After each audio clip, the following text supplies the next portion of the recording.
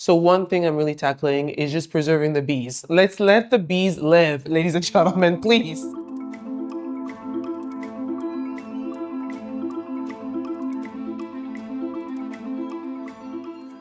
My name is Nohemie Mawaka. I'm the founder of Lubembo Honey. We're trying to be the leading exporter of organic forest honey in Africa towards the west by starting with the DRC.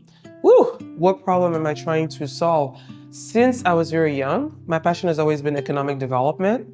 So to me, it's very simple actually. There's a surplus of honey being produced in most African countries by starting with the DRC, my native country, and there's a shortage of supply of organic honey in the Western market. So why don't we bridge the gap by being the leading supplier of this organic product in a market where there's high purchase power, meanwhile consume smart by creating traceability of how we're producing it from the supply chain to the source because we have a farm. And that way we lead to job creation in the DRC and consumers in the West get to consume healthy and smart. It's a win-win.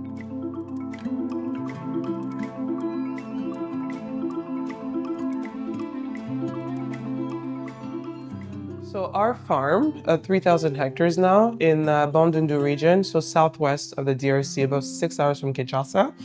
There's a lot of things that we're tackling. For starter, with beekeeping, you're tackling biodiversity. If you look at the data of the shortage of bees around the world, which is so important for pollen, for even like plants, as we know with photosynthesis and the ecosystem, there's just a shortage. But we're so lucky we live in this lush farm where there's an abundance of them. And when we have a shortage of bees, we get to even buy them from local farmers who just don't need them because they're in another sector of agriculture. So one thing I'm really tackling is just preserving the bees. Let's let the bees live, ladies and gentlemen, please. Everything else on my farm, if you get the chance to visit, is very sustainable. So we have houses and huts that are built with the sand that come from the soil. We have literally fish from the local ponds. We have, like, everything is just very sustainable built. Even our composting, it comes from the manure that comes from the soil and some of the poop from the cows nearby. So my dream is for 80% minimum of my farm in the next 5 years to be sustainable, which for me means going back to the earth and recycling it and replenishing it.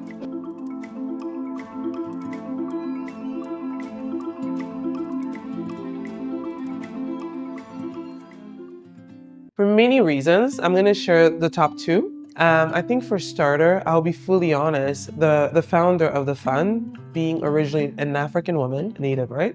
And grew up in the West, got a very good education, made the choice of coming back.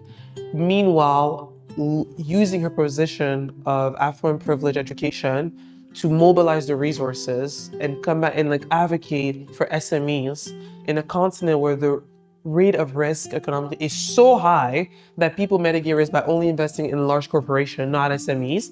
And I think, secondly, full transparency.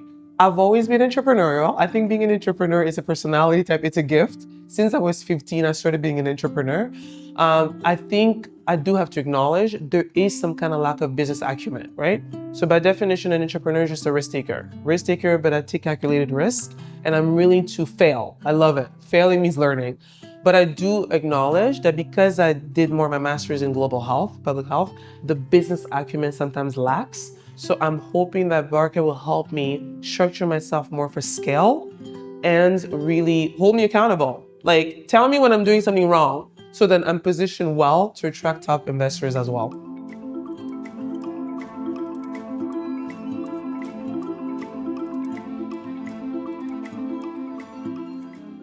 I think the reality is 5 years ago, climate change, nobody believed it. Most people did not. Some did, but most people just didn't believe it was a thing. And then you see the weather changing, and then you see the short symptoms of water in certain areas. We're like, yeah, we've messed up this earth. Like consumerism, whatever you want to call it, has really messed up this earth. And I think as someone in the agriculture space, which really ties closely with climate change, I think for me what it means is that I get to leave a legacy on this earth. Like, I'm realistic. I'm not gonna tackle the entire climate change issue as a whole, but if my 1%, 2% contribution with what I do in my business can make this earth better in terms of our soil, in terms of our temperature, in terms of our water source, because our farm is right by the Congo River. We're very blessed. keeping that going, my goodness, to me, I just know that the future generation, my nieces, their grandkids, get to live on an earth that's better, and hopefully they live in Africa. So that to me is what that means.